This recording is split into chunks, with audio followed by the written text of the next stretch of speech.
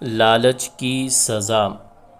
ایک غریب آدمی کے مکان کی چھت گر گئی اور وہ اس پر گھاس اور مٹی بچھا رہا تھا کہ اتفاق سے ایک سخی اور امیر آدمی بھی ادھر آ نکلا اور کہا، اے اللہ کے بندے، اس مٹی اور گھاس سے بارش کیا رکے گی؟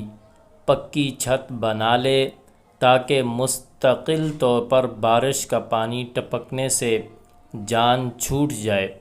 غریب نے جواب دیا، جناب آپ کا فرمانا تو بے شک ٹھیک ہے اور میں بھی جانتا ہوں، مگر حضور میرے پاس پکی چھت بنانے کے لیے پیسے نہیں ہیں۔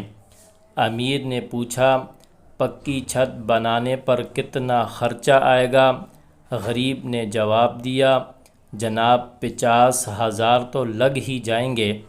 یہ سن کر امیر نے جیب میں سے 50,000 نکال کر غریب کے حوالے کر دیے کہ جاؤ اس سے اپنا کام چلاؤ۔ جب امیر آدمی پیسے دے کر چلا گیا تو غریب آدمی کے ذہن پر شیطان سوار ہو گیا کہ یہ تو سخی اور دولت مند آدمی تھا۔ اگر میں 1,00,000 روپے کا مطالبہ کرتا شاید مجھے 1,00,000 روپیہ مل جاتا۔ میں نے غلطی سے کم کہہ دیا۔ یہ سوچ کر وہ امیر آدمی کے مکان پر پہنچا اور کہنے لگا، جناب میں نے اندازے میں غلطی کی تھی، چھت پر 50,000 نہیں بلکہ 1,00,000 تک خرچہ آئے گا۔ اس پر اس سخی اور دولت مند آدمی نے کہا، 50,000 روپے کہاں ہیں؟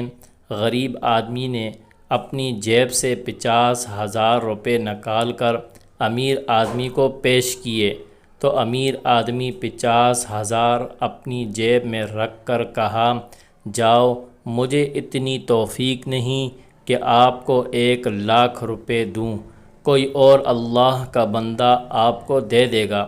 یہ سن کر غریب آدمی بہت زیادہ گھبرا گیا اور اس کی ٹانگوں سے سانس نکلنے لگی۔ غریب آدمی نے کہا، مجھ سے بہت بڑی غلطی ہو گئی، مگر امیر آدمی نے غریب کی ایک نہ سنی۔ آخر کار غریب پچھتاتا اور یہ کہتا ہوا گھر کو پلٹ آیا، امیر کی کوئی خطا نہیں، یہ میری ہی لالچ کی سزا ہے۔ اس لیے کہا جاتا ہے لالچ بری بلا ہے، جتنا انسان کو مل جائے اس پر رب تعالیٰ کا شکر ادا کرے۔ جب انسان اللہ تبارک و تعالیٰ کا شکر ادا کرتا ہے اس پر اللہ تبارک و تعالیٰ اور زیادہ عطا فرماتے ہیں۔ دعا ہے کہ اللہ پاک ہم سب کو لالچ سے بچائے، آمین۔